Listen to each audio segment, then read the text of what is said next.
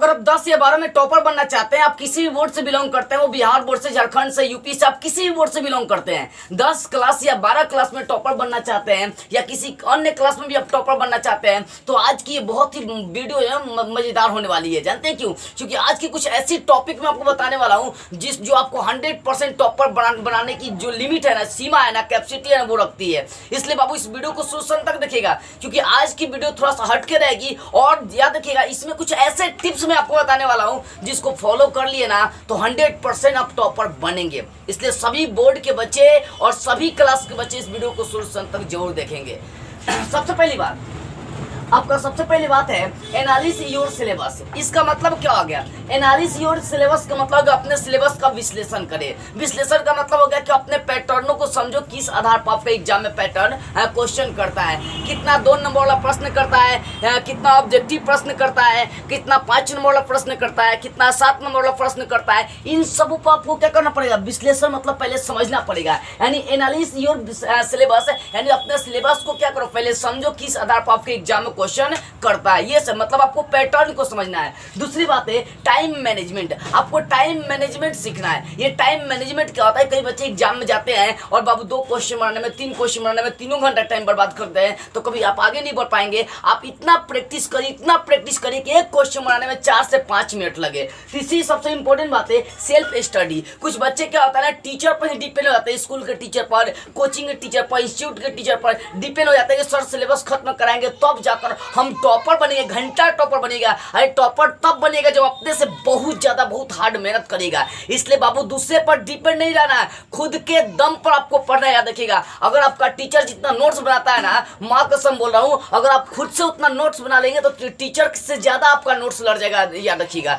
तो बस यही कहना चाहूंगा मैं आप लोगों से, सेल्फ स्टडी, अपने सेल्फ स्टडी पर फोकस करो, पढ़ने के टाइमिंग पर फोकस करो और ज्यादा से ज्यादा मेहनत करो। याद रखना, सिर्फ हार्ड मेहनत करने से आप टॉपर नहीं बन पाएंगे। आप टॉपर तब बनिएगा जब हार्ड वर्क के साथ साथ स्मार्ट वर्क करना पड़ेगा, और स्मार्ट वर्क आपको ऑनलाइन क्लास से जुड़ना भी पड़ेगा। और ये आपकी चौथी बात है एनसीईआरटी इज बेस्ट। देखो बाबू, आप किसी भी एग्जाम को देने जाइए, किसी भी एग्जाम को अपने इंडिया में देने जाइए, उसके लिए एनसीईआरटी सिलेबस बनाया गया और उसी से क्वेश्चन करी जाती है। अगर एग्जाम में आप अच्छे नंबर लाना चाहते हैं, टॉपर बनना चाहते हैं, या समझिए कि किसी भी एग्जाम में अच्छे से अच्छे मार्क्स लाना चाहते हैं, तो उसके लिए आपको एनसीईआरटी पढ़ना पड़ेगा। देखो वो एनसीईआरटी क्या किताब है? एनसीईआरटी जो किताब है ना, वो विस्तार से दी रहती है। अब सोचिए सर, ये सोच रहे होंगे कि सर भारती भवन, केसी सिन्हा, बहुत सारे ऐसे बुक जो लुसेंट से लेकर बहुत सारी जो किताब है, उसमें तो बहुत सारा क्वेश्चन दिया रहता है। नहीं, उसमें नई चीजें नहीं दिया रहता है, उसमें एक ही टाइप का बहुत सारा क्वेश्चन दिया रहता है। लेकिन एनसीईआरटी में पूरी डीपली अगर टीचर आपको एनसीईआरटी पढ़ाना शुरू कर देना, तो समझिए कि आपका माइंड पूरी तरह से विकसित हो जाएगा।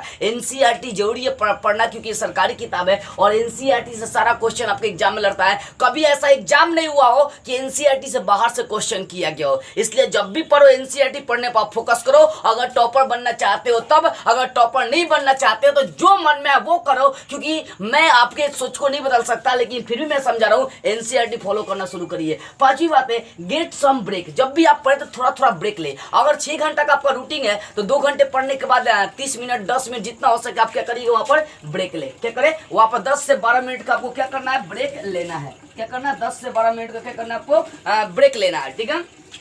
अब देखिए, तो गेट सम ब्रेक लेना जरूरी होता है। क्या लगातार आप पढ़िएगा ना तो आप क्या होता है, बोरिंग हो जाते हैं। मतलब आपका माइंड एक तरह से बोरिंग महसूस करने लगता है, और बोरिंग हो जाने की वजह से आपका क्या होता है, 6-7 घंटे का जो रूटीन होता है, 6-7 घंटे का जो प्लानिंग होता है, ऐसे ही बर्बाद हो जाती है। तो आपको क्या करना है? गेट सम ब्रेक लेना पड़ेगा। और छठा चीज है do learning subject in morning. अब सोचिए sir, do learning subject in morning, इसका मतलब होगा जो भी आप सब्जेक्ट पढ़ते हैं ना, उसको सीखने का काम, उसको याद करने का काम आपको मॉर्निंग में करना। जानते हैं, मॉर्निंग के समय लोगों का माइंड ताजा होता है एकदम, उस समय दिमाग फ्रेश होता है, कोई भी चीज याद कर फटाक से याद हो जाती है, और वो चीज हम लोग कभी भूल नहीं पाते बाबू। इसलिए बोलता हूँ do learning subject in morning. Do learning subject in morning. जो भी आप सब्जेक्ट पढ़ते हो सुबह के समय पर वो आपके माइंड में, वो आपके दिमाग में छप जाएगी, ठीक है। और उसके साथ ही बात है, finish syllabus as soon as possible, मतलब आपको कोशिश करना है जल्दी से जल्दी अपने सिलेबस को खत्म कर दे। आपका जो किताब है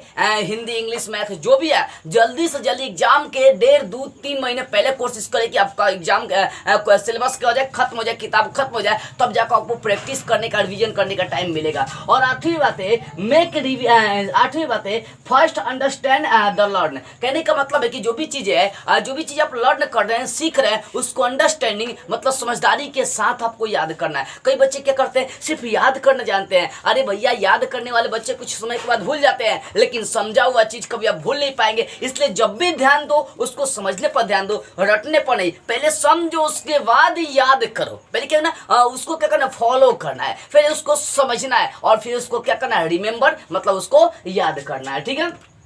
और नवी बात है, मेक रिवीजन नोट्स। बाबू आपको क्या करना है, आपको नोट्स बनाते चलना है। जो भी आपको क्वेश्चन, मान लीजिए आप रिवीजन कर रहे हैं, या आप सेट तैयार कर रहे हैं, कुछ भी कर रहे हैं, या किताब ही पढ़ रहे हैं, और उसमें आपको लग रहा है कि भैया इंपॉर्टेंट क्वेश्चन ही तो कई बार हमसे पूछा है एग्जाम में, इंपॉर्टेंट लग रहे हैं, तो उसका नोट्स बना लीजिए। जो जो इंपॉर्टेंट क्वेश्चन लगते हैं उसका आपको नोट्स बनाते चलना है। और 10वीं बात है, रिवीजन रिवाइज डेली। क्या होता है कि जो चीज़ें मान लीजिए कि हमारे स्कूल में टीचर पढ़ाए, उसका आकर रिवाइज करिए, नोट्स बनाइए, आप फिर उसके 1 हफ्ता के बाद रिवाइज करिए, फिर 1 महीने के बाद रिवाइज करिए, दूसरे महीने तीसरे महीने से आपको रिवाइज करना है। कुछ बच्चे क्या होता है ना, एक बार जिसका रिवीजन कर लिए, वो एग्जाम के समय रिवीजन करने जाते हैं, तब तक बीच में शायद चौपट हो जाता है। तो ऐसा काम आप भूल कभी नहीं करें, क्योंकि बर्बाद आप हो सकते हैं, ठीक है। उसके बाद देखिए 11 number, solve previous year papers. जो प्रीवियस ईयर है, जैसे मान लो 2023 या 24 में एग्जाम देने वाले हैं, तो ठीक इसके पिछले वाले पेपर, जैसे 2022, 2021, 2020, 2019 में जो एग्जाम हुआ है, इनके पेपरों को सॉल्व करें, क्योंकि इनके पेपरों को सॉल्व करने से आपको बहुत तरह की चीजें सीखने को मिलेगी।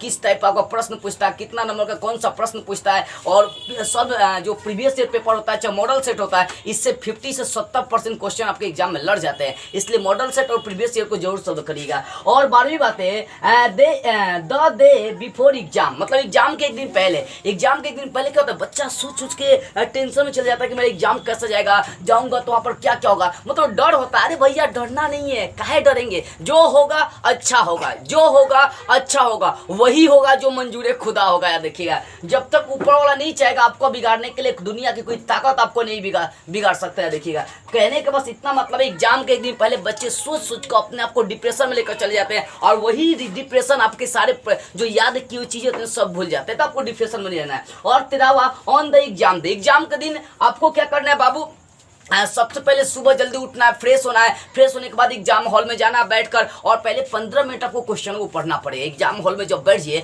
तो कम से कम 15 मिनट आपको क्या करना है, क्वेश्चन पेपर को पढ़ना है, उन सभी चीज़ों को क्या करना है, सॉल्व करना है। यानी एग्जाम के दिन आपको जरा क्या करना है, पढ़ने पर या नई चीज़ों को सीखने पर जोर नहीं डालना। कई बच्चे क्या होता है कि क्वेश्चन देखिए, अरे भैया हम तो इधर पढ़ी नहीं है, और उनको पढ़ना शुरू करता है, वो पढ़ने के चक्कर में सब पीछे वाला गोल करते हैं। नहीं, एग्जाम के दिन आपको नई चीज़ें नहीं सीखना है, जो पढ़ी हुई चीज़ें है, नो डिप्रेशन, नो टेंशन, ऐसे ही जाना है और लीक कराना है। याद रखिएगा, आगे मैं आपको बता रहा हूँ 14 नंबर चीज है, ड्यूरिंग एग्जाम। एग्जाम के दौरान आपको सबसे पहले 15 नंबर का 15 मिनट क्या करना है, क्वेश्चन को पढ़ना है और टिक लगाना है, कौन कौन सा क्वेश्चन मैं बना सकता हूँ एकदम क्लियरली। जो क्वेश्चन क्लियरली बना सकते हो उस पर टिक लगा देना है, और जो नहीं बनने वाले उसको इग्नोर कर देना है। तब इग्नोर करना है जब आपके पास टाइम नहीं हो। मान लीजिए कि जो 15 क्वेश्चन था, जिसमें 10 क्वेश्चन एकदम फाइनली मुझे याद है, अब बनाना 15 क्वेश्चन है, तो 10 क्वेश्चन को आप पहले बना लीजिए, अब फिर टाइम बचे तो उन 5 और क्वेश्चन को देखिए। मेरे कहने का मतलब है कि एग्जाम के दौरान पहले उन क्वेश्चन को टिक करिए जो आपको आ रही है सही से, जिसका आंसर जानते हैं। उसको टाइम बचे तो उन क्वेश्चन को फोकस करिए जो आपको नहीं आ रही है, और उन्हें कुछ न कुछ लपेट उपेट के गाली गलौज जो आता है ना सब लिख दीजिएगा, नंबर मिल जाएगा, ठीक है।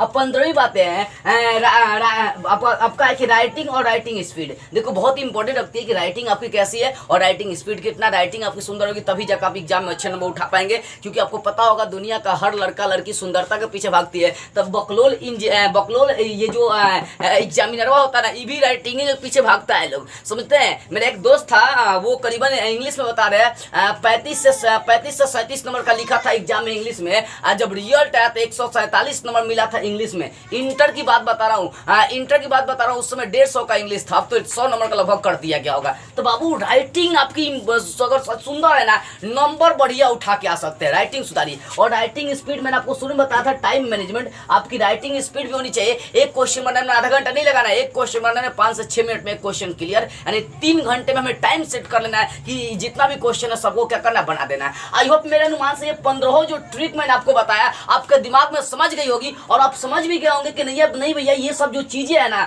हमें जानना चाहिए, इनको फॉलो करना चाहिए। अगर टॉपर बनना चाहते हैं तब, और नहीं फॉलो करना तो कोई दिक्कत नहीं है। हमारे काम था आपको समझाना, बताना। अब एक आप काम कर दीजिए, इस वीडियो को आप लोग शेयर कर दीजिए, क्योंकि आपको पढ़ाने के लिए ये सारी चीज़ें इकट्ठा करना पड़ता है। अब पता है ये सब सारी चीज़ें इकट्ठा करने के लिए, सोचने के लिए हमें रातों रात टाइम देना पड़ता है, तब जाकर आपके लिए कुछ ऐसे ट्रिक्स ला पाते हैं जिसके कारण से आप टॉपर बन सके। तो आप इस वीडियो को कम से कम सभी दोस्तों के पास शेयर करिए ताकि हम लोग को भी कुछ बेनिफिट मिल सके। तो बस आज की इस वीडियो में इतना ही। जय हिंद, वंदे मातरम।